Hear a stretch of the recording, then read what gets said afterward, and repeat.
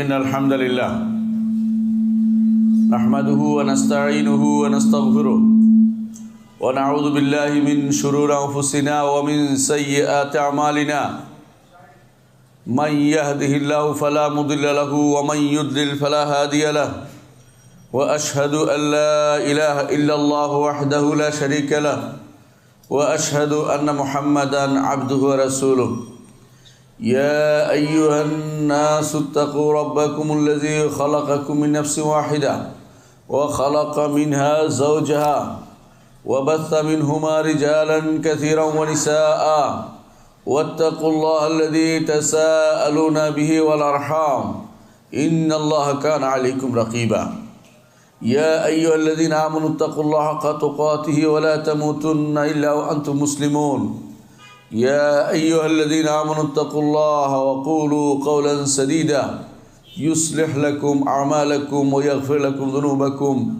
ومن يطع الله ورسوله فقد فاز فوزا عظيما أما بعد فإن أصدق الحديث كتاب الله وخير الهدي هدي محمد صلى الله عليه وسلم وشر الأمور محدثاتها وكل محدثة بدعة وكل بدعة ضلالة وكل ضلالة في النار أيها الناس اتقوا الله فإن الله عز وجل أمرنا بالتقوى والرسول صلى الله عليه وسلم كان يوصي الناس بالتقوى والتقوى وصية الأولين والآخرين সম্মানিত মুসলিয়ান ইকরাম, আমি আমার নিজেকে আপনাদেরকে আল্লাহর তাকওয়া অবলম্বন করার জানাচ্ছি। যেই তাকওয়া অবলম্বন করলে আমরা জান্নাতে যেতে পারবো, আল্লাহর যেই তাকওয়া অবলম্বন করতে পারলে আল্লাহর সন্তুষ্টি লাভ করতে পারবো, যেই তাকওয়া অবলম্বন করলে যাবতীয় বিপদ থেকে আল্লাহ বের হওয়ার পথ আমাদের জন্য উন্মোচন করে দিবেন। সম্মানিত মুসলিয়ান ইকরাম, গত পর্বে আমরা সিরিজ আলোচনার মধ্যে আলোচনা করছিলাম আল্লাহর কিতাবের উপর ঈমান কিভাবে হবে। আল্লাহর কিতাবের উপর ঈমান বলতে আমরা আল্লাহ তাআলা যে সমস্ত কিতাব নাজিল করেছেন সবগুলিকে বুঝিয়েছি। সবশেষে আমরা বলেছিলাম যে কোরআনে কারীম নিয়ে আমরা কিছু আলোচনা করব। কোরআনে কারীমের কিছু নাম আমরা ইতিপূর্বে আপনাদের জানিয়েছি। অনেকগুলো নাম যেগুলো আল্লাহ তাআলা কোরআনে কারীমের স্বয়ং আল্লাহ তাআলা নিজেই কোরআনের নাম বিভিন্নভাবে উল্লেখ করেছেন। কিছু বৈশিষ্ট্য আমরা ইতিপূর্বে উল্লেখ করেছি কোরআনে কারীমের। আজকে আমরা কোরআনে কারীমের আরও কিছু বৈশিষ্ট্য উল্লেখ করব। কোরআনে কারীমের 1 নম্বর বৈশিষ্ট্য হচ্ছে, আজকে আলোচ্য প্রথম 1 নম্বর বৈশিষ্ট্য হচ্ছে কোরআনে কারীমের যে এটা আল্লাহর কিতাব। আল্লাহর কিতাব অর্থাৎ স্রষ্টার কিতাব, রব্বুল আলামিনের পক্ষ থেকে আসছে। তার কথা, তার বাণী, এইটুকু ঈমান আনতে হবে যে রব্বুল আলামিন কথা বলেছেন। এরকম নয় যে অনেকে মনে করে থাকে যে কথা বলে রেখে দিয়েছে জিবরিল সেখান থেকে নিয়ে এসেছে, এরকম মনে করা যাবে না। ঈমান আনতে হবে যে যখন যেটার প্রয়োজন হয়েছে আল্লাহ তাআলা তখনই সেই কথাটা বলেছেন আর জিবরিল সেটা নিয়ে এসেছেন, এরকম ঈমান আনতে হবে। অর্থাৎ আল্লাহ তাআলা প্রত্যেকটা কোরআনের প্রত্যেকটা লফজ আল্লাহ তাআলার কাছ থেকে এসেছে। কোরআনে কারীম শোনা যায়, কোরআনে কারীম শোনা যায়, কারণ আল্লাহর বাণী শোনা যায়। আল্লাহ তাআলা কোরআনে কারীম বলেছেন, ওয়াইন আহাদুম মিনাল মুশরিকিনা ইস্তাজারাকা ফাআজিরহু হাত্তা ইয়াসমা কালামাল্লাহ। মুশরিকদের কেউ যদি আপনার কাছে আশ্রয় চায় তাহলে আল্লাহর কালাম তাকে শোনানো পর্যন্ত তাকে আশ্রয় দিন। মক্কা বিজয়ের পরে সেখানে কেউ মুশরিকদের থাকার অবস্থা ছিল না, কারণ ঈমানে আনতে হবে, এটা হচ্ছে সর্বশেষ নির্দেশ। কিন্তু যারা যদি অবস্থান করতে চায়, কিছুদিনের জন্য সুযোগ নিতে চায়, আল্লাহ তাআলা সেই সুযোগ দিয়েছেন যতক্ষণ না আল্লাহর কোরআন শুনছে। অর্থাৎ আল্লাহর কোরআন শুনলে সে হেদায়েত নিতে পারবে। এজন্য কোরআন শোনা যায়। আল্লাহর কোরআনের বাণী শুনেছেন মুসা আলাইহিস সালাতু ওয়াস সালাম। কোরআনের না তাওরাতের বাণী শুনেছেন মুসা আলাইহিস, আল্লাহর বাণী শুনেছেন, আল্লাহর বাণী শুনেছেন মুসা আলাইহিস সালাতু ওয়াস সালাম। অনুরূপভাবে মুহাম্মদুর রাসূলুল্লাহ সাল্লাল্লাহু আলাইহি ওয়াসাল্লাম শুনেছেন। অনুরূপভাবে আদম আলাইহিসসালাতু ওয়াসসালাম শুনেছেন।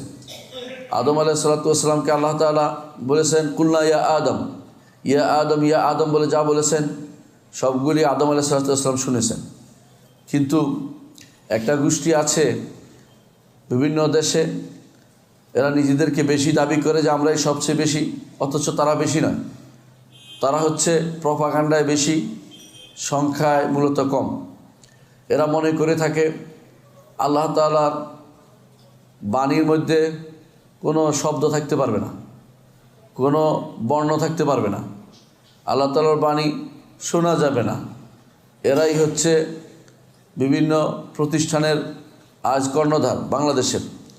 এরা নিকৃষ্টতম কুফরিতে লিপ্ত রয়েছে। আল্লাহর বাণী আল্লাহ তাআলা আমাদেরকে শোনানোর জন্য, আমাদের যে নবীকে তেলাওয়াত করে আমাদেরকে শোনানোর জন্য পাঠিয়েছেন, নবীকে পাঠিয়েছেন কোরআন শোনানোর জন্য। কোরআনে কারীম আল্লাহ তাআলা উল্লেখ করেছেন।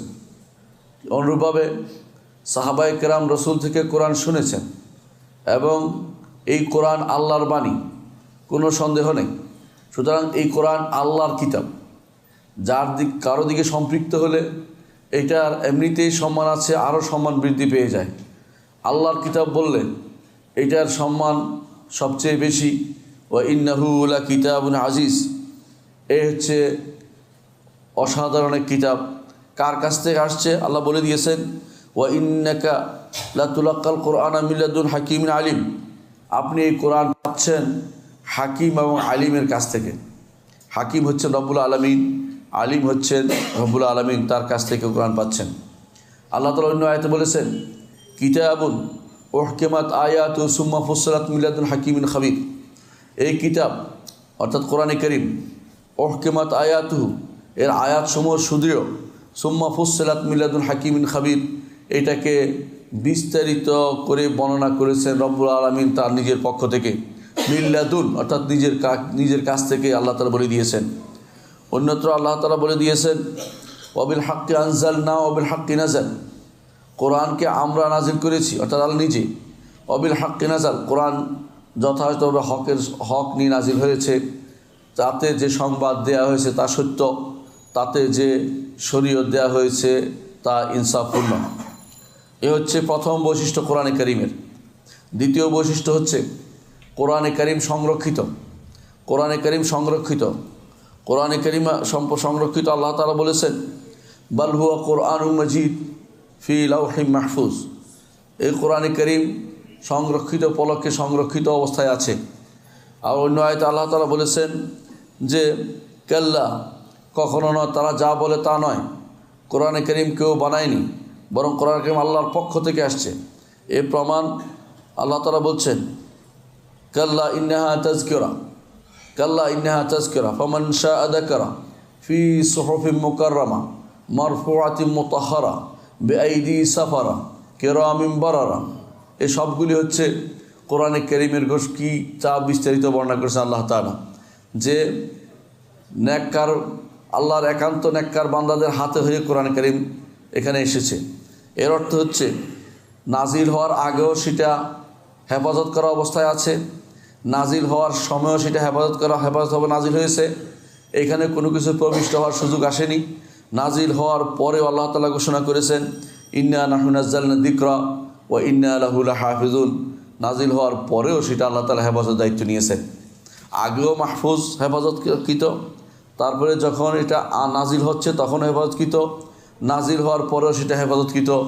এটা কিয়ামত পর্যন্ত আল্লাহ তাআলা, যতক্ষণ পর্যন্ত না আল্লাহ তাআলা কোরআনকে উঠিয়ে নিচ্ছেন ততক্ষণ পর্যন্ত কোরআনে কারীম মাহফুজ থাকবে, মাহফুজ সংরক্ষিত থাকবে, মানুষের অন্তরে সংরক্ষিত থাকবে, কাগজের মধ্যে সংরক্ষিত থাকবে। কিন্তু এমন একটা সময় আসবে যখন আল্লাহ তাআলা সেটাকে উঠিয়ে নেবেন।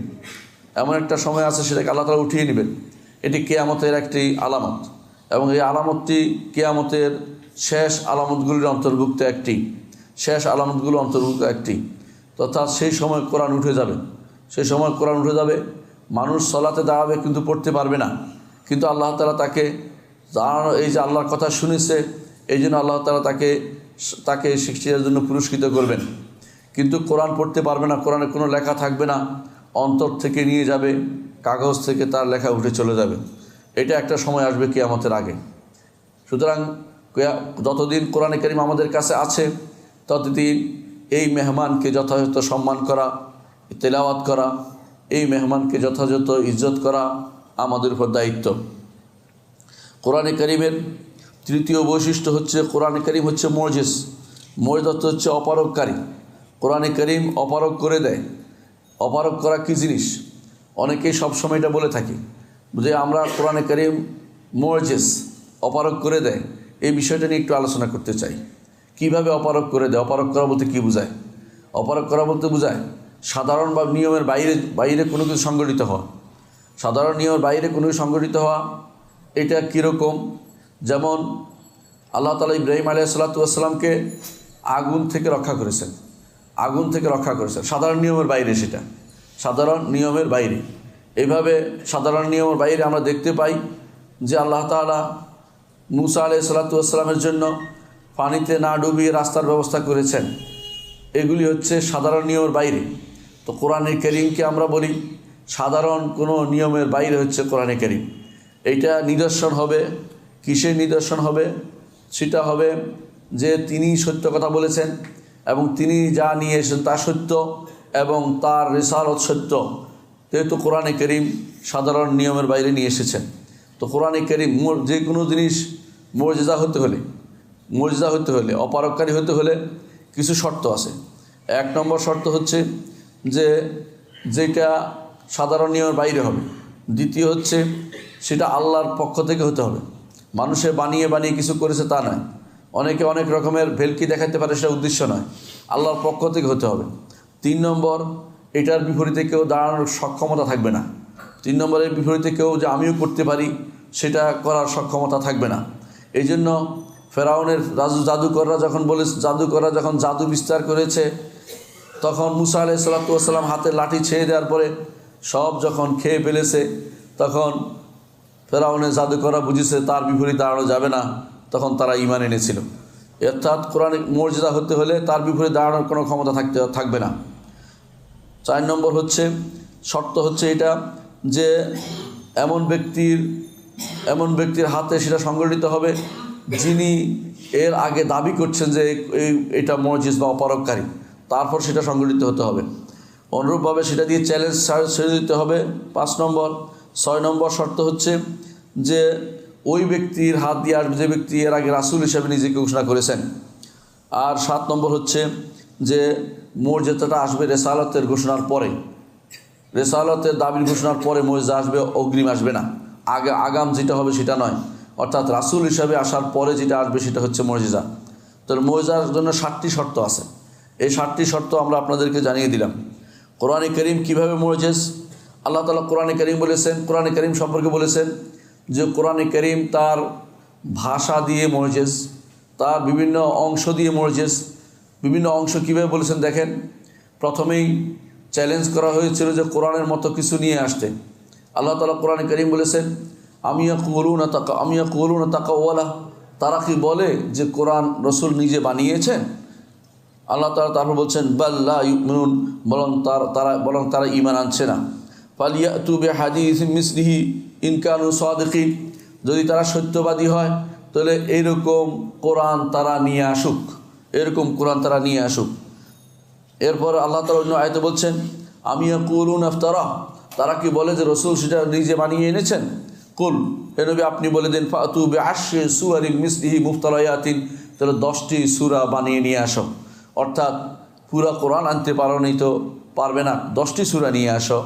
10টি সূরা তো পিছনের দিকে আনলে অনেক সূরা, ছোট অনেক সূরা আছে, এগুলি বানিয়ে নিয়ে আসো। আল্লাহ তাআলা চ্যালেঞ্জ করেছেন, কিন্তু পারবে না তারা। আল্লাহ তাআলা ঘোষণা করেছেন ফাইল্লাম ইস্তাজিবু লাক, যদি তারা আপনার ডাকে সাড়া না দেয়, 10টি সূরা আনতে না পারে, ফালামু আন্নামা উনজিলা বিইলমিল্লাহ, তাহলে জেনে নেবেন যে এটা আল্লাহ তাআলার পক্ষ থেকে নাজিল করা হয়েছে।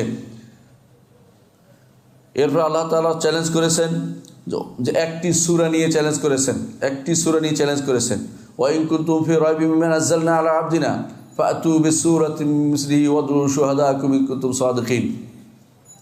একটি সূরা দিয়েও চ্যালেঞ্জ করেছেন। এর অর্থ হচ্ছে আল্লাহ তাআলা এই কোরআন নিয়ে চ্যালেঞ্জ করেছেন, কোরআনের মতো কেউ আনতে পারবে না, সুতরাং কোরআন হচ্ছে মুজিজ। আল্লাহ তাআলা অন্য আয়াতে বলেছেন, আম ইয়াকুলুনা ইফতারা, তারা কি বলে যে এই কোরআন রাসূলুল্লাহ সাল্লাল্লাহু আলাইহি ওয়াসাল্লাম বানিয়ে এনেছেন? কখনো নয়। ফালিয়াতু বিসূরাতিন মিসলিহি, কোরআনের মতো একটি সূরা তাহলে নিয়ে আসুক তারা। ওয়াদু মান ইসতাতা'তুম মিন দুনিল্লাহি ইন কুনতুম সাদিকিন, তারা যারা পারে তাদেরকে সত্যবাদী হলে তাদেরকে যেন আহ্বান করে, সবাইকে ডেকে চেষ্টা করে দেখুক, তাও পারবে না। তারপর আল্লাহ তাআলা বলেছেন, কুল লাইন ইসতামাতিল ইনসু ওয়াল জিন্নু আলা ইয়াতু বিমিসলি হাযাল কোরআন লা ইয়াতুনা বিমিসলিহি ওয়ালাউ কানা বা'দুহুম লিবা'দিন যাহিরা। সূরা বনী ইসরাঈল 88 নম্বর আয়াতে আল্লাহ তাআলা বলছেন যে বনী জিন এবং ইনস সবাই চেষ্টা করলেও কোরআনের মতো কোনো কিছু আনতে পারবে না। সুতরাং কোরআনে কারীম মুআজিজ বা অপারগ করে দিয়েছে, শুধু সেই সময়ের জন্য নয়, ভবিষ্যৎ প্রজন্মকেও অপারগ করে দিয়েছে। আপনারা আশ্চর্য হবেন, যারা পরবর্তী অনেকেই নিজের ধর্ম আবিষ্কার করেছে, অনেক ধর্ম, বাহাই বলেন বা এই জাতীয় অনেক ধর্ম আছে, অথবা এই কাদিয়ানি বলেন, এরা কি করে কোরআনে কারীমের কিছু শব্দ চুরি করে নিজেরা কিছু বানিয়ে নেয়। এরপর বলে যে আমাদের কাছেও এরকম কিতাব আছে, কিন্তু তারা চুরি করে, শব্দ চুরি করে। অর্থাৎ তারা কি করে, কোরআনে কারীমের কিছু অংশ নিয়ে কমায় বাড়ায় তারা তৈরি করে, কিন্তু কোনোদিনে কোরআনের মতো কোনো কিছু তারা আনতে পারেনি এবং সেটা আনতেও পারবে না। আল্লাহ তাআলার অপারগ করে দিয়েছেন আল্লাহ তাআলা। কোরআনে কারীম কীভাবে এই অপারগকারী সাব্যস্ত করলেন? একটা দিক দিকে তাকালে মুহাম্মদ রাসূলুল্লাহ সাল্লাল্লাহু আলাইহি ওয়াসাল্লামের দিকে যদি তাকাই আমরা, প্রথমে তাকে কীভাবে অপারগ করে দিলেন সবাইকে? মুহাম্মদ রাসূলুল্লাহ সাল্লাল্লাহু আলাইহি ওয়াসাল্লাম নাজিল হয়েছে, যিনি আমাদের মতো আল্লাহর এক সৃষ্ট বান্দা, কিন্তু তার বৈশিষ্ট্য হচ্ছে তার ওহী নাজিল হয়, কিন্তু তিনিও পিতামাতার ঘরের সন্তান, কোনো সন্দেহ নাই। তিনি আব্দুল্লাহ এবং আমিনার সন্তান, কোনো সন্দেহ নেই। তারপরেও মানব সন্তান হওয়ার পরেও কোরআনের মতো কেউ আনতে পারেনি, মুহাম্মদ রাসূলুল্লাহ সাল্লাল্লাহু আলাইহি ওয়াসাল্লাম নিয়ে এসেছেন। সুতরাং কোরআন রাসূলের পক্ষ থেকে আসার সম্ভাবনা নেই, আল্লাহর পক্ষ থেকে সেটা এসেছে, সেটা প্রমাণ করে। দ্বিতীয়ত, কোরআনে কারীম এমন এক ব্যক্তির উপর নাজিল হয়েছে যিনি লিখতেও জানতেন না, পড়তেও জানতেন না। তৃতীয়ত, তিনি 40 বছর পর্যন্ত তাদের মাঝে কাটিয়েছেন, কোনোদিন হাত দিয়ে লিখেছেন কেউ প্রমাণ করে নাই, কোনোদিন তিনি বক্তৃতা দিয়েছেন প্রমাণ করেন ইতিপূর্বে, কোনোদিন তিনি কবিতা রচনা করেছেন ইতিপূর্বে কেউ বলেনি, কোনোদিন তিনি কোনো ভাষাগত পাণ্ডিত্যের কোনো প্রতিযোগিতায় লিপ্ত হয়েছেন এটাও কেউ বর্ণনা করেনি। এর অর্থ হচ্ছে 40 বছর পরে তার উপর এটা আল্লাহর পক্ষ থেকে নাজিল করা হয়েছে। এরপরে আরও একটি কারণে আমরা দেখতে পাই মুহাম্মদ রাসূলুল্লাহ সাল্লাল্লাহু আলাইহি ওয়াসাল্লামের উপরে এটা মর্যাদা হিসেবে আসছে, কারণ তিনি এই কিতাবকে নিজের দিকে সম্পৃক্ত করেন নাই, তিনি আল্লাহর দিকে সম্পৃক্ত করেছেন। মানুষ কোনো কিছু লেখার পরে অন্য কেউ যদি সেটা নিজের দিকে সম্পৃক্ত করে খুবই ক্ষেপে যায়, যে আমি কষ্ট করেছি আমার পক্ষ থেকে, কিন্তু তিনি নিজের দিকে সম্পৃক্ত না করে আল্লাহর দিকে সম্পৃক্ত করেছেন। অর্থ হচ্ছে এটা আল্লাহর কিতাব, মুহাম্মদ রাসূলুল্লাহ সাল্লাল্লাহু আলাইহি ওয়াসাল্লামের কোনো অংশ নয়, বাণী নয় সেটা। আরও একটি কারণ হচ্ছে রাসূলুল্লাহ সাল্লাল্লাহু আলাইহি ওয়াসাল্লাম নিজে কোরআন দিয়ে চ্যালেঞ্জ করেছেন এবং কোরআন নিজে এটা দিয়ে নিজেকে চ্যালেঞ্জ করেছে যে এর মতো কেউ আনতে পারবে না। দ্বিতীয় আরেকটি দিক হচ্ছে আরবরা ছিল বাগ্মী এবং তারা ভাষার ক্ষেত্রে সবচেয়ে শ্রেষ্ঠত্ব অর্জন করেছে।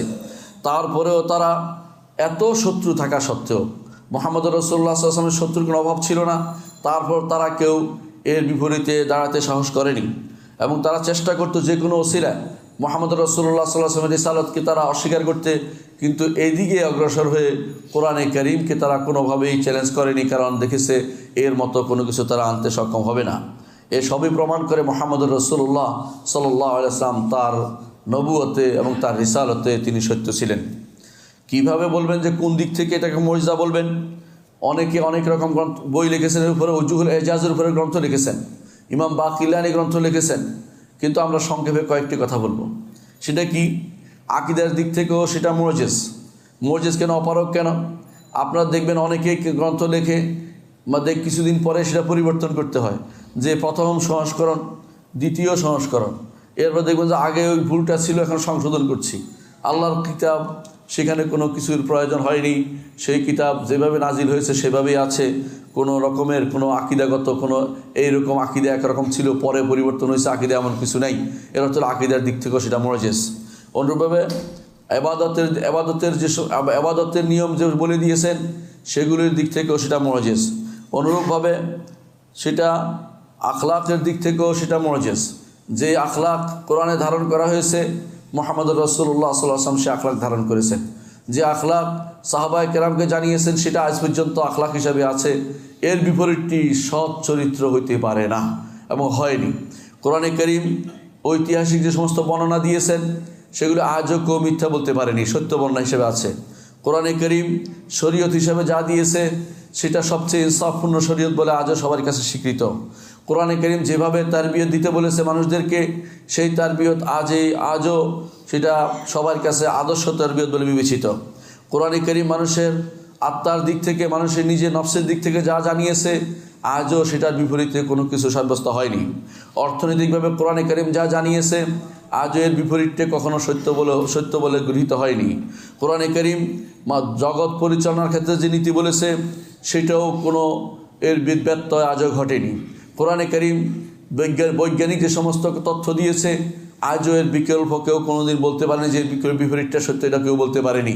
কোরআনে কারীমে ভবিষ্যতের সমস্ত সংবাদের কথা বলেছে, আজও কোরআনে কারীমের এই সংবাদের বিপরীতে কেউ কিছু আনতে পারেনি। এর অর্থ হচ্ছে 11টি পর্যায়ে আমি বলেছি এতক্ষণে, 11টা দিক থেকে আমরা কোরআনে কারীম, আরও বহু দিক আছে, শুধু মানুষের জীবনের সাথে মিলানোর জন্য শুধু এই দিকগুলো উল্লেখ করেছি।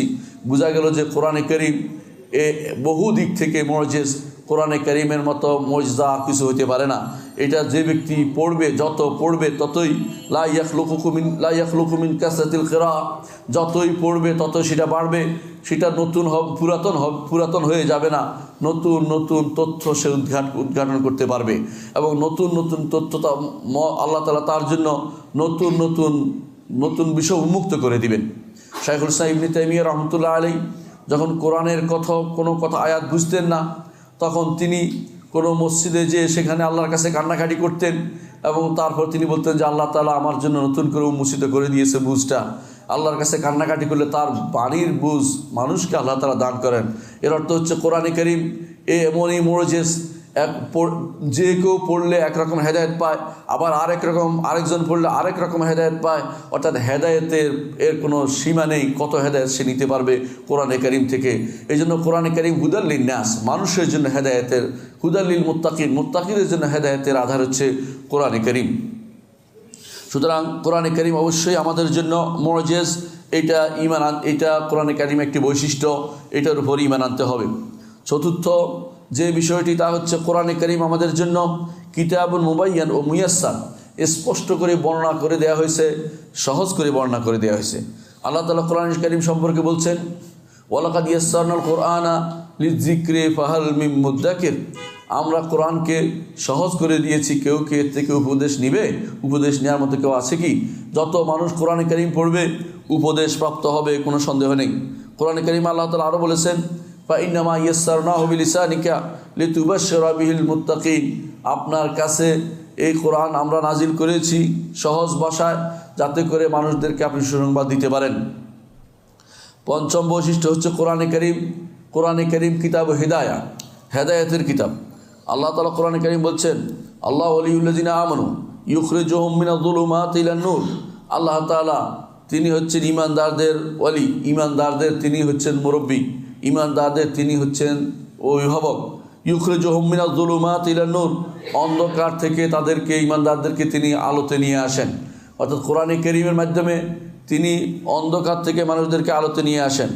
আল্লাহ তাআলা অন্য আয়াতে বলেছেন আলিফ লাম রা কিতাবুন আনজালনাহু ইলাইকা লিতুখরিজান নাসা মিনাজ-জুলুমাতি ইলান-নূর, কিতাবুন একটি কিতাব, আনজালনাহু ইলাইকা আপনার কাছে আমরা নাজিল করেছি, লিতুখরিজান নাসা মিনাজ-জুলুমাতি ইলান-নূর মানুষদেরকে অন্ধকার থেকে আলোর দিকে নিয়ে আসার জন্য। কোরআনে কারীম এই জন্য আলোর পথ দেখায়, হেদায়েতের পথ দেখায়। কোরআনে কারীমে এই সম্পর্কে আল্লাহ তাআলা আরও বলেছেন ইন্না হাযাল কুরআনা ইয়াহদি লিল্লাতী হিয়া আকওয়াম, কোরআনে কারীম হেদায়েত করে যে ওই পথটির দিকে, যে পথটি সবচেয়ে সরল সোজা, কিন্তু যার অন্তরে বক্রতা আছে সে সরল পথ থেকে কোনো কিছু উপকৃত হতে পারে না। কোরআনে কারীম আরেকটি বৈশিষ্ট্য হচ্ছে যে মানব জাতির সবার জন্য এই কোরআন, কোনো একটি গোষ্ঠীর জন্য নয়, সকলের জন্য এই কোরআন। আল্লাহ তাআলা বলছেন তাবারাকাল্লাযী নাজ্জালাল ফুরকানা লিয়াকুনা লিল আলামিনা নাযীরা, ওই আল্লাহ কতই না বরকতময়, যিনি নাজিল করেছেন কোরআন, যাতে করে তা হতে পারে, যাতে করে তিনি হতে পারেন লিল আলামিনা নাযীরা, জগৎবাসীর জন্য যে ভীতি প্রদর্শনকারী। এখানে কোরআনকে হতে পারে, কোরআন হতে পারে, মুহাম্মদ রাসূলুল্লাহ সাল্লাল্লাহু আলাইহি ওয়াসাল্লাম হতে পারেন। তাহলে বোঝা গেছে কোরআনে কারীম মানুষদেরকে সমস্ত জগৎবাসীর জন্য হেদায়েতের কিতাব, সমস্ত জগৎবাসীর জন্য। কোরআনে কারীম আল্লাহ তাআলা আলো বলেছেন, ওয়ালাকাদ সররাফনা লিন্নাসি ফি হাযাল কোরআনি মিন কুল্লি মাসালিন ফাআবা আকসারুন নাসি ইল্লা কুফুরা। এই কোরআনে আমি সমস্ত মানুষের জন্য বহু রকমের উদাহরণ পেশ করেছি, কিন্তু বেশিরভাগ মানুষ সেই উদাহরণ থেকে মুখ ফিরিয়ে নিয়ে থাকে, অর্থাৎ তারা আল্লাহর উদাহরণ থেকে উদাহরণের সাথে কুফরি করে থাকে। সুতরাং কোরআনে কারীম সমস্ত মানুষের জন্য হেদায়েত। কোরআনে কারীমের আরেকটি বৈশিষ্ট্য, 7 নম্বর বৈশিষ্ট্য হচ্ছে সব সময়ের জন্য এটা কিতাব। অর্থাৎ এমন নয় যে কোনো সময়ে আসে পরে থাকবে না, এরকম না। কোনোদিন মানসুখ হবে না। এইটা আগে সব কিছুকে নাসেখ, আগে সব কিছুর জন্য নাসেখ। বলে কোরআনে কারীম হচ্ছে সব সময়ের জন্য আছে, আজও হেদায়েতকারী, সামনেও এবং আরও অদূর সামনে যারা আসবে তাদের জন্য কোরআনে কারীম হেদায়েতের পথ দেখাবে। আল্লাহ তাআলা কোরআনে কারীমের এই হেদায়েতের কথা কোরআনে কারীমে উল্লেখ করেছেন সব সময়ের জন্য, অর্থাৎ ভবিষ্যৎ প্রজন্ম সবার জন্যই এটা হেদায়েতের কাজ দিবে। মুহাম্মদ রাসূলুল্লাহ সাল্লাল্লাহু আলাইহি ওয়াসাল্লাম তা বলেছেন। অষ্টম যে বৈশিষ্ট্যতা হচ্ছে সবচেয়ে উৎকৃষ্ট ভাষায়, যে ভাষা অপরিবর্তনীয়, তাতে আল্লাহ তাআলা কোরআনে কারীম নাজিল করেছেন। আপনি যে কোনো ভাষা দেখবেন পরিবর্তনশীল হচ্ছে, অন্য কোরআনে কারীমের এই আরবি ভাষাটা পরিবর্তন হয়নি এখনও পর্যন্ত। কোরআনে কারীম হাদিস সেটাকে স্থায়ী করে দিয়েছে। এটা কোরআন এবং হাদিসের কারণে সেটা পরিবর্তন হতে পারে না। যতই চেষ্টা করে এটাকে কোনোভাবে ভিন্নভাবে আনতে, আবার সেটা কোরআন ঠিক করে দেয় যে তোমার ভাষা শুদ্ধ হয়নি, তুমি ভুল বলেছ। এই জন্য কোরআনে কারীম সবচেয়ে উঁচু ভাষায়, সবচেয়ে স্থায়ী ভাষায় নাজিল করা হয়েছে। আল্লাহ তাআলা বলছেন, ইন্না জাআলনাহু কোরআনান আরাবিয়্যা, আমরা এটাকে আরবি ভাষায় প্রেরণ করেছি। ইন্না আনজালনাহু কোরআনান আরাবিয়্যা, দুইটাই আল্লাহ তাআলা বলেছেন কোরআনে কারীমে। এর অর্থ হচ্ছে কোরআনে কারীমকে আল্লাহ তাআলা সবচেয়ে উঁচু, সবচেয়ে মানসম্পন্ন ভাষায় নাজিল করেছেন। নবম বৈশিষ্ট্য হচ্ছে কোরআনে কারীমের কথা কোরআনে কারীম পূর্ববর্তী কিতাবসমূহের সত্যায়ন করে। কোরআনে কারীম পূর্ববর্তী কিতাবসমূহের সত্যায়ন করে। আল্লাহ তাআলা বলছেন, ওয়া আনজালনা ইলাইকাল কিতাবা মুসাদ্দিকাল লিমা বাইনা ইয়াদাইহি মিনাল কুতুব, আপনার কাছে যে কিতাব নাজিল করেছি, পূর্বে যে সমস্ত কিতাব নাজিল হয়েছিল এই কোরআন সেগুলিকে সত্যায়ন করে। ওয়া মুহাইমিনান আলাইহি, এবং পূর্বের কিতাবগুলোর সত্য নির্ণয় করে। সত্য নির্ণয় অর্থ হচ্ছে সেখানে মানুষের হাত ঢুকেছে, মানুষ এটাকে পরিবর্তন করেছে। কোরআনে কারীম বলে দিবে কোনটা সত্য আর কোনটা অসত্য। এই জন্য এটার নাম হচ্ছে মুহাইমিনান আলাইহি। সুতরাং কোরআনে কারীমের এই বৈশিষ্ট্যের কারণে কোরআনে কারীম কিয়ামত পর্যন্ত সমস্ত জগৎবাসীর জন্য হেদায়েতের আধার থাকবে। কোথাও কোনো তথ্য যদি শুদ্ধ করতে হয়, কোরআন থেকে শুদ্ধ করে নিতে হবে। ইহুদি নাসারারা তাদের কিতাবে যে মতভেদ করেছে, সেখানে হেদায়েত পেতে হলে কোরআনে কারীম থেকে সে হেদায়েত নিতে হবে তারা, কারণ তাদের কিতাবের মধ্যে তারা মতভেদে লিপ্ত রয়েছে। কোরআনে কারীমের বৈশিষ্ট্য কি, আমি কিছু বৈশিষ্ট্য উল্লেখ করতে চাই, কিছু উদ্দেশ্য উল্লেখ করতে চাই। এতক্ষণ যা আলোচনা করেছি তা বৈশিষ্ট্য। এখন কোরআনে কারীম আমাদের জন্য কি উদ্দেশ্য, কি কোরআনে কারীমের, সেটা আমাদের কিছু জানা দরকার। 1 নম্বর উদ্দেশ্য হচ্ছে কোরআনে কারীম আমাদেরকে তাওহীদ এবং তাওহীদের দিকে আহ্বান জানায়, শিরক পরিত্যাগ করতে আহ্বান জানায়। আল্লাহ তাআলা কোরআনে কারীম বলেছেন, উবুদুল্লাহ মা লাকুম মিন ইলাহিন গায়রু।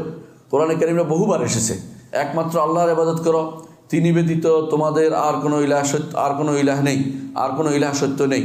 এটা কোরআনে কারীমে আল্লাহ তাআলা বহুবার বলেছেন। এর অর্থ হচ্ছে তাওহীদের আহ্বান হচ্ছে কোরআনে কারীমের প্রথম আহ্বান। ইয়া আইয়ুহান নাস উবুদু রাব্বাকুমুল্লাযী খালাকাকুম ওয়াল্লাযীনা মিন ক্বাবলিকুম লাআল্লাকুম তাত্তাকুন আল্লাযী জাআলা লাকুমুল আরদা ফিরাশান ওয়াস সামাআ বিনা ওয়া আনজালা লাকুম মিনাস সামাই মাআন ফাআখরাজা বিহি মিনাস সামারাতি রিজকান লাকুম ফালা তাজআলু লিল্লাহি আনদাদা ওয়া আনতুম তা'লামুন।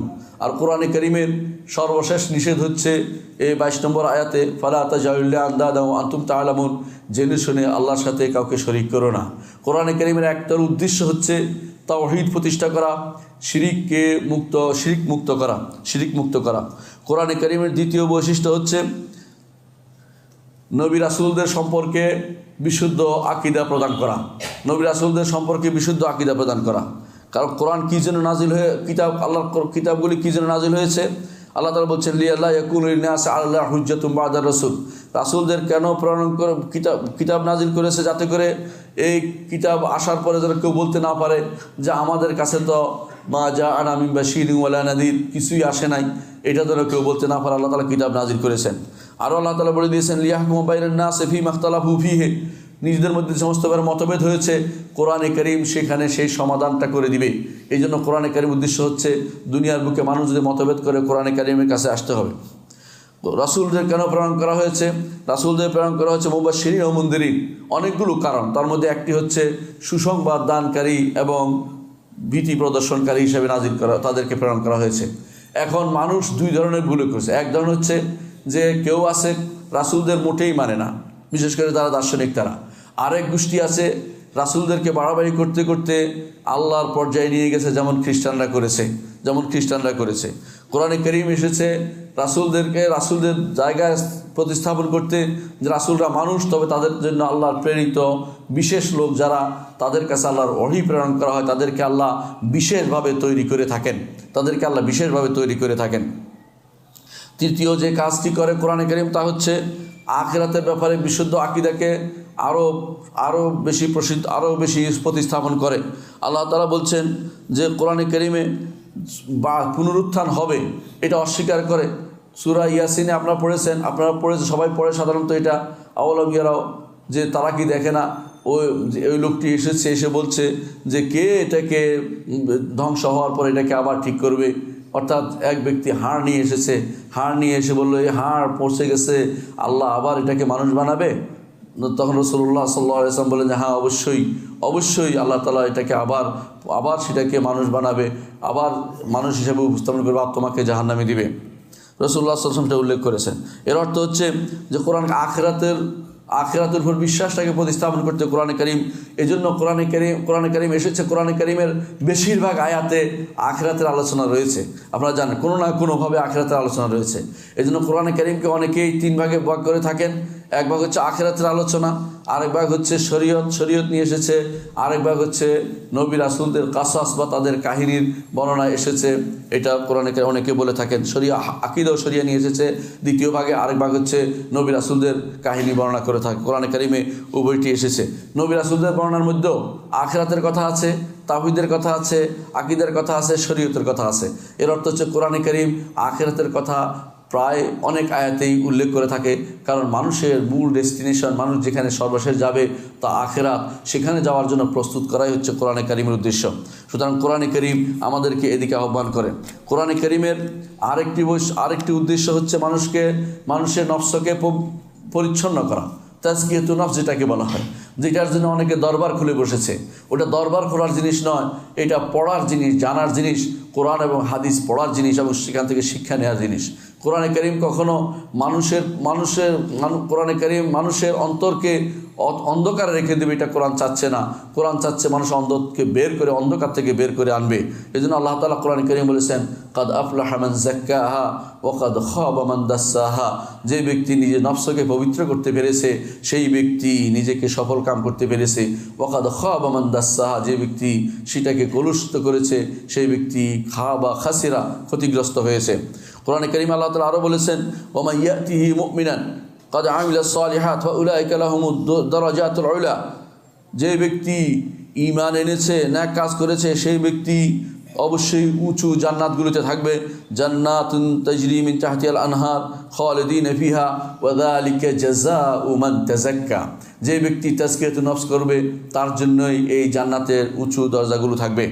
সুতরাং কোরআন কারীমের উদ্দেশ্য হচ্ছে যে তাজকিয়াতুন নফস। এই জন্য নবী রাসূলদেরকে প্রেরণের উদ্দেশ্যের মধ্যে একটা হচ্ছে তাজকিয়াতুন নফস। কোরআনে কারীম আল্লাহ তাআলা বলেছেন লাকাদ মান্নাল্লাহু আলাল মুমিনিন ইয বা'আসা ফীহিম রাসূলান, আল্লাহ তাআলা লাকাদ মান্নাল্লাহু আলাল মুমিনিন, ঈমানদারদের উপরে দয়া করেছেন যখন তাদের উপর এমন একজন রাসূল প্রেরণ করেছেন, তার দায়িত্বের মধ্যে হচ্ছে তাদেরকে কিতাব শিক্ষা দিবেন, হিকমত শিক্ষা দিবেন এবং তাদের অন্তরকে পরিচ্ছন্ন করবেন। পঞ্চম যে কোরআনে কারীমের উদ্দেশ্য তা হচ্ছে মানুষকে আল্লাহর তাকওয়ার দিকে নিয়ে যাওয়া, একমাত্র আল্লাহর ইবাদতের মধ্যে নিবেদিত রাখা। ওমা খালাকতুল জিন্না ওয়াল ইনসা ইল্লা লিয়াবুদুন। ষষ্ঠ যে কোরআনে কারীম যা চাচ্ছে তা হচ্ছে যে মানুষ যেন নিজেদের মধ্যে আদল ও ইনসাফ কায়েম করে। এই জন্য আল্লাহ তাআলা কোরআনে কারীম বলছেন, ওয়ালাকাদ আরসালনা রুসুলানা বিল বায়্যিনাত ওয়া আনজালনা মাআহুল কিতাব ওয়াল মিজান লিয়াকুমান নাসু বিল কিসত। অবশ্যই আমরা আমাদের রাসূলদেরকে প্রমাণ বায়্যিনা দিয়ে পাঠিয়েছি এবং তাদের সাথে কিতাব এবং মিজান পাঠিয়েছি, যাতে করে মানুষকে ইনসাফের মধ্যে মানুষের মধ্যে কর্মকাণ্ড পরিচালিত হয়। এই জন্য আল্লাহ তাআলা শরীয়ত দিয়েছেন, এই জন্য আল্লাহ তাআলা বিচার ব্যবস্থা দিয়েছেন, এই জন্য আল্লাহ তাআলা কী অপরাধের কী শাস্তি হবে সেটা দিয়েছেন। সুতরাং এ হচ্ছে কোরআনে কারীমের একটা উদ্দেশ্য। কোরআনে কারীমের আরেকটি উদ্দেশ্য হচ্ছে, সপ্তম উদ্দেশ্য হচ্ছে যে কোরআনে কারীম মানুষকে পরামর্শ ভিত্তিতে চলতে বলেছে। শুরা ও আমরুহুম শুরা বাইনাহুম। কোরআনে কারীমে আরেকটি উদ্দেশ্য হচ্ছে যে কোরআনে কারীম ইনসাফপূর্ণ স্বাধীনতায় বিশ্বাসী। ইনসাফপূর্ণ স্বাধীনতা। আজকের দিনে স্বাধীনতা দুইভাবে বিভক্ত। কেউ স্বাধীনতার অপব্যবহার করছে, যেমন পাশ্চাত্য জগৎ, আর কেউ স্বাধীনতাকে খর্ব করছে, যেমন বিভিন্ন জায়গাতে মানুষ নিজেদের অধিকার ক্ষুণ্ণ পাচ্ছে না কোনোভাবেই। কোরআনে কারীম মানুষদেরকে মুতাদিল স্বাধীনতা দিয়েছে। পূর্ণ যেভাবে ইচ্ছে সেভাবে স্বাধীনতা নয়। এমন স্বাধীনতা আরেকজনের উপর আক্রমণ করা হয় না। এমন স্বাধীনতা, যে স্বাধীনতা কাউকে ক্ষতিগ্রস্ত করে না, সেই স্বাধীনতা এবং দ্বীনকেও ক্ষতিগ্রস্ত করে না, শরীয়তকে ক্ষতিগ্রস্ত করে না, সেরকম স্বাধীনতা কোরআনে কারীম নিয়ে এসেছে। মানুষের দাসত্ব থেকে মুক্ত করে আল্লাহর দাসত্বের দিকে নিয়ে এসেছে। এ হচ্ছে কোরআনে কারীমের কিছু উদ্দেশ্য আমি উল্লেখ করলাম। আরও বহু উদ্দেশ্য আপনার কোরআনে কারীম খুঁজে পাবেন, কোনো সন্দেহ নাই। আমি শুধু এটুকু বললাম এই জন্য যে বুঝার জন্য কোরআনে কারীম আমাদের জন্য কী জন্য এসেছে অনেকে হয়তো তা অনুধাবন করতে পারছেন না। কোরআনে কারীমের পরে আজকে আমাদের দ্বিতীয় আলোচনার বিষয় হচ্ছে যে আল্লাহ তাআলার রিসালাত শুধু কোরআনে কারীম আসছে তা নয়, ইতিপূর্বে আল্লাহ তাআলা আরও কিছু রিসালাত দিয়েছেন। সেটা কি? তাওরাত, জাবুর, ইনজিল, এগুলিও রিসালাত। রসুল না, রিসালাত বলছি, মানে এগুলি হচ্ছে আল্লাহর পক্ষ থেকে কিতাব করা, নাজিল করা কিতাব। এই কিতাবগুলোর উপর আমাদের ঈমান আনতে হবে যথাযথভাবে। কি আল্লাহ তাআলা কোরআনে কারীম বলেছেন, কুলু আমান্না বিল্লাহি, তোমরা বলো যে আল্লাহর উপর ঈমান এনেছ। ওমা উনজিলা ইলাইনা, যা আমাদের উপর নাজিল হয়েছে তার উপর ঈমান এনেছি। ওমা উনজিলা ইলা ইব্রাহিম ও ইসমাঈল ও ইসহাক ও ইয়াকুবুল আসবাত, এবং যা ইতিপূর্বে নাজিল হয়েছে ইব্রাহিম, ইসমাঈল, ইসহাক, ইয়াকুব এবং তার আসবাতের উপর নাজিল হয়েছে, সেগুলোর উপরে আমরা ঈমান এনেছি। অর্থাৎ পূর্ববর্তী কিতাবসমূহের ঈমান না আনলে আমাদের ঈমান শুদ্ধ হবে না, সেটা আমাদেরকে কোরআনে কারীম বলেছেন। তো পূর্ববর্তী কিতাবসমূহের ঈমান কীভাবে আনতে হবে? আবার এটা মনে করে না সেটার উপর আমল করতে হবে, এটা বলা হয়নি। তো কীভাবে আনতে হবে?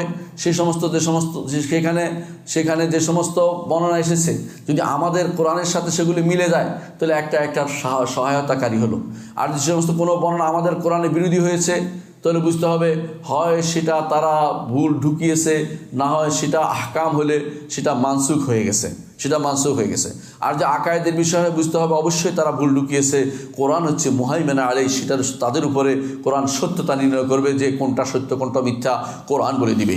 অনেকে আমাদের ভাইদের মধ্যে অনেককে দেখা যায় যে তারা মনে করে যে কেউ তাওরাত পড়ে, ইনজিল পড়ে, কী জন্য তারা মনে করে যে এর মাধ্যমে তারা কাউকে রদ করবে।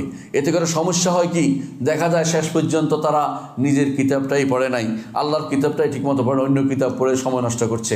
এই জন্য মুহাম্মদ রাসূলুল্লাহ সাল্লাল্লাহু আলাইহি ওয়াসাল্লামের সামনে একদিন ওমর রাদিয়াল্লাহু আনহু যখন তাওরাতের কিছু অংশ পড়লেন, রাসূলুল্লাহ সাল্লাল্লাহু আলাইহি ওয়াসাল্লাম তার চেহারা লাল বর্ণ ধারণ করে তিনি বললেন, যদি মুসা জীবিত থাকতো আমার অনুসরণ ছাড়া তার কোনো গত্যন্তর ছিল না। এর অর্থ হচ্ছে আমরা তার পড়ার জন্য, হেদায়েতের জন্য কিতাব পড়তে হবে তা নয়, বরং কোনো প্রয়োজন যদি হয় সেটা পড়া যাবে। যদি তাদের কিতাবে কি লেখা আছে জানার উদ্দেশ্য থাকে এবং এর দ্বারা আমাদের দ্বীনের সহযোগিতা করার উদ্দেশ্য থাকে তাহলে পড়া যাবে।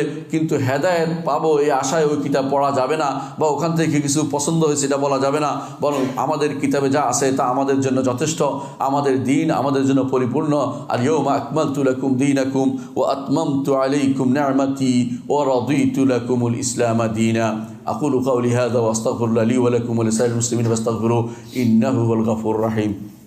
ইন্নাল হামদালিল্লাহ নাহমাদুহু ওয়া নাস্তাঈনুহু ওয়া নাস্তাগফিরুহু ওয়া নাউযু বিল্লাহি মিন শুরুরি আনফুসিনা ওয়া মিন সাইয়্যাতি আমালিনা মান ইয়াহদিহিল্লাহু ফালা মুদিল্লা লাহু ওয়া মান ইউদ্লিল ফালা হাদিয়া লাহু ওয়া আশহাদু আল লা ইলাহা ইল্লাল্লাহু ওয়াহদাহু লা শারীকা লাহু ওয়া আশহাদু আন্না মুহাম্মাদান আবদুহু ওয়া রাসূলুহু।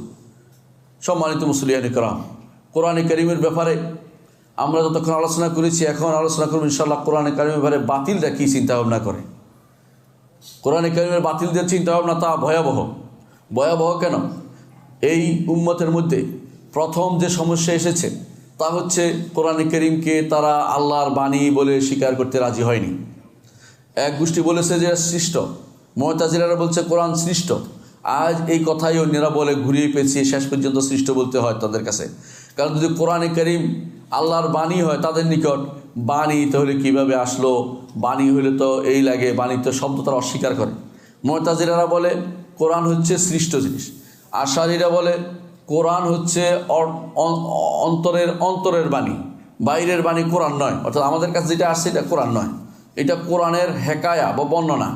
আরেক গোষ্ঠী বলে, মাতুরিদি ফেরকার লোকেরা বলে কোরআন হচ্ছে সৃষ্ট জিনিস রেখে দিছে, ওখান থেকে জিবরিল নিয়ে এসেছে, এই গোষ্ঠী এটা বলে থাকে। আরেক গোষ্ঠী বলে না, যেমন গাছের মধ্যে আল্লাহর বাণীকে ফেলেছিলেন মুসা আলাইহিস সালামের জন্য, কোরআনকেও তেমনি অমুকখানে আল্লাহ রেখেছেন, সেখান থেকে নিয়ে আসছে অন্যরা। এইভাবে কোরআনে কারীম নিয়ে যত মতভেদ হওয়ার কারণে, কোরআন তো আল্লাহর কালাম, তো ওই কালাম নিয়ে মতভেদ হওয়ার কারণে এদেরকে বলা হয় কালামিস্ট বা আহলুল কালাম বলা হয়। আহলুল কালাম এখান থেকে আসছে, এলমুল কালাম এখান থেকে আসছে, অর্থাৎ তারা কোরআনকে আল্লাহর সরাসরি কালাম বাক্য বলতে রাজি নয়। এই কারণে তারা অপব্যাখ্যাও করেছে। আল্লাহ তাআলা কোরআনে কারীমে বলেছেন ওয়া কাল্লামাহু রাব্বুহু, মূসার সাথে আল্লাহ কথা বলেছেন। তারা বলেছে কাল্লাম অর্থ কথা বলা না, কাল্লাম অর্থ জখম করে দেয়া, নাউজুবিল্লাহ। অর্থাৎ এই জাতীয় যত কথা আছে সেখানে রাসূলুল্লাহ সাল্লাল্লাহু আলাইহি ওয়াসাল্লাম হাদিসে আছে সাইয়ুকাল্লিমু রাব্বুহু, আল্লাহ তাআলা তার সাথে কথা বলবেন হাসরের দিন, প্রত্যেকটি মানুষের সাথে কথা বলবেন। ইয়া অমুক তুমি কি করেছো। আমাদের কথা বলাটা একজনের সাথে কথা বললে আরেকজনের সাথে আমরা কথা বলতে পারি না, কিন্তু আল্লাহ তাআলা সারিউল হিসাব, দ্রুত হিসাব গ্রহণ করবেন। একই সাথে সবার সাথে তিনি কথা বলে তিনি দ্রুত হিসাব সম্পন্ন করে ফেলবেন, আপনি চিন্তাও করবেন না কি করেছেন তিনি। এটা হচ্ছে আল্লাহ তাআলার ধরনও আমরা জানি না, তার কথা বলার ধরনও আমরা জানি না, তবে এটাই ঈমান আনতে হবে তিনি অবশ্যই কথা বলেছেন এবং বলে চলেছেন এবং আরও বলবেন, কিয়ামতের দিনও বলবেন। কিন্তু যারা আহলুল কালাম, যারা কালাম শাস্ত্রবিদ যারা, তারা বলে যে আল্লাহ তাআলা কোনো কথা বলেন না, আল্লাহ তাআলা এখন কোনো কথা বলেন না, আগে যা বলেছেন সেটাই, এখন কোনো কথা তিনি বলেন না। আরও বলে তারা তার কথা শোনা যায় না, তার কথা নাকি শোনা যায় না। আমরা বলি এই যে মতভেদটা, এটা কিন্তু আল্লাহর সিফাতের সাথে সম্পৃক্ত, এই জন্য এগুলি পথভ্রষ্ট। যতগুলি মানুষ আহলুল কালাম নাম দিয়েছে সবগুলি পথভ্রষ্ট। এখন বলতে পারেন আহলুল কালাম কারা? আহলুল কালামের মধ্যে জাহমিয়ারা আছে, আহলুল কালামের মধ্যে মুতাজিলারা আছে, আশারীরা আছে, মাতুরিদিরা আছে, শিয়ারা আছে। শিয়ারা সবগুলি এখন মুতাজিলা, আপনারা তো মুতাজিলা খুঁজে পাচ্ছেন না, শিয়ারা এখন মুতাজিলা। তাদের অনুসরণ করে বাংলাদেশে অনেকে আছে মুতাজিলা, যারা আল্লাহ তাআলার কালামকে বিভিন্নভাবে অপব্যাখ্যা করে, এরাও মুতাজিলাদের অন্তর্ভুক্ত। সুতরাং এই ফেরকার সবাই সমস্যা হচ্ছে এরা কোরআন কারীম নিয়ে বিশুদ্ধ আকীদা পোষণ করে না। আমাদের কথাই হচ্ছে কোরআনে কারীম আল্লাহর বাণী, আল্লাহর কাছ থেকে এসেছে, তিনি কথা বলেছেন, আমরা আমাদের নবী সেটা শুনেছেন, জিবরিল শুনেছেন, এবং কোরআনে কারীম শোনা যায় সেরকম সেখানে বর্ণ আছে, আল্লাহ তাআলার কথার মধ্যে বর্ণ আছে, আল্লাহ তাআলার কথার আওয়াজ আছে। এটাকে আমাদের ঈমান আনতে হবে এবং আমরা এটাও ঈমান আনতে হবে যে আল্লাহর কোরআন এই দুনিয়াতে আসার পর লেখা যা হয়েছে, এই লেখাটাই কোরআন। হ্যাঁ, যেটা লেখা হয়েছে এটা কোরআন, তবে যা দিয়ে লিখেছে, যার মধ্যে লিখেছে এটা সৃষ্ট জিনিস, কোনো সন্দেহ নাই। কাগজ সৃষ্ট, কালিটা সৃষ্ট, কিন্তু যেটা লিখেছে এটা আল্লাহর বাণী ছাড়া আর কিছু নয়। এটা আমাদেরকে ঈমান আনতে হবে এবং এটাও ঈমান আনতে হবে যে কোরআন একদিন আল্লাহর কাছে ফিরে চলে যাবে। সুতরাং কোরআন ফিরে যাওয়ার আগেই কোরআনের উপর ঈমান আইনে আমল করতে হবে এবং এর উপরে আমাদেরকে জীবনকে গড়ে তুলতে হবে। আল্লাহ তাআলার কাছে আমরা দোয়া করি আল্লাহ যেন আমাদেরকে বিশুদ্ধ আকীদা ও মানহাজের উপরে সুপ্রতিষ্ঠিত রাখেন। আলা ওয়া সাল্লু আলা সাইয়্যিদিল বাশারিয়া মুহাম্মদ ইবনে আবদুল্লাহ কামা আমাল্লাহু আযজা ওয়া জাল্লা ফি কিতাবিহি ওয়া থান্না বি মালাইকাতিল মুসাব্বিহাতিল কুদসি ওয়া থাল্লাতা বিকুম আইয়ুহাল মুমিনুন ফাকালা তাআলা মুখবিরা ওয়া আমিরা ইন্না আল্লাহা ওয়া মালাইকাতাহু ইউসাল্লুনা আলান নবী ইয়া আইয়ুহাল্লাযিনা আমানু সাল্লু আলাইহি ওয়া সাল্লিমু তাসলিমা ওয়া ক্বালা an-nabiy sallallahu alayhi wa sallam man salla alayhi maratan sallallahu alayhi bi ashar اللهم صل على محمد وعلى ال محمد كما صليت على ابراهيم وعلى ال ابراهيم انك حميد مجيد اللهم بارك على محمد وعلى ال محمد كما باركت على إبراهيم وعلى آل إبراهيم إنك حميد مجيد. اللهم ارض عن الخلفاء الراشدين أبي بكر وعمر وعثمان وعلي وأن سائر الصحابة والتابعين رضوان الله عليهم أجمعين. اللهم اغفر لنا ولإخواننا الذين سبقونا بالإيمان ولا تجعل في قلوبنا غلا للذين آمنوا ربنا إنك رؤوف رحيم. اللهم اغفر لنا أجمعين. আল্লাহ আমাদের সবাইকে আপনি ক্ষমা করে দিন। আল্লাহ আমাদের যে সমস্ত ভাই মাজলুম হয়ে বিভিন্ন জায়গাতে কষ্ট পাচ্ছে তাদেরকে আপনি ক্ষমা করে দিন। আল্লাহ আমাদের অনেক ভাই ইহুদিদের আক্রমণে শহীদের মতো মারা গেছে, আল্লাহ তাদেরকে আপনি শাহাদাতের মর্যাদা দিন। আল্লাহ তারা মারা গেছে মাজলুম হয়ে, তাদেরকে আপনি শাহাদাতের মর্যাদা দিন। আল্লাহ আমাদের যে সমস্ত ভাইরা অসুস্থ তাদেরকে সুস্থতা দান করুন। আল্লাহ এই মসজিদের মুসল্লিদেরকে আপনি কবুল করুন। আল্লাহ এই মসজিদের মোতাওয়ালি এবং যারা মসজিদের খেদমত করছে সবাইকে আপনি কবুল করুন, তাদের খতিবদেরকে আপনি কবুল করুন। আল্লাহ আপনার দ্বীনের জন্য কাজ করার তৌফিক দান করুন তাদেরকে। আল্লাহ দ্বীনের উপর সুপ্রতিষ্ঠিত রাখুন। আল্লাহ আমাদের বাচ্চাদেরকে দ্বীনের উপর রাখুন, আমাদের মেয়েদেরকে দ্বীনের উপর রাখুন, আমাদের মেয়েদেরকে হেশমত দান করুন। তারা যেন মানুষ পুরুষের জন্য ফিতনার কারণ না, সে তৌফিক তাদেরকে দিন। আল্লাহ আমাদের জীবনের সমস্ত গুনাহ আপনি ক্ষমা করে দিন। আল্লাহ আমাদের উপর থেকে নাজিল হওয়া বালাকে আপনি দূর করে দিন। আমাদের মুসিবত আপনি দূর করে দিন। আমাদের দোয়া আপনি কবুল করুন। আল্লাহ আমাদের দোয়া আপনি কবুল করুন। আল্লাহ আমাদের উপর যেটা উত্তম হয় সে ফয়সালা আপনি করুন। আল্লাহ আপনার কাছেই আমরা ফয়সালা আবার ছেড়ে দিয়েছি। আল্লাহুম্মা اغفر وارحم أنت خير الراحمين. عباد الله رحمكم الله إن الله يأمر بالعدل والإحسان وإيتاء ذي القربى وينهى عن الفحشاء والمنكر والبغي يعظكم لعلكم تذكرون ولذكر الله أكبر والله يعلم ما تصنعون.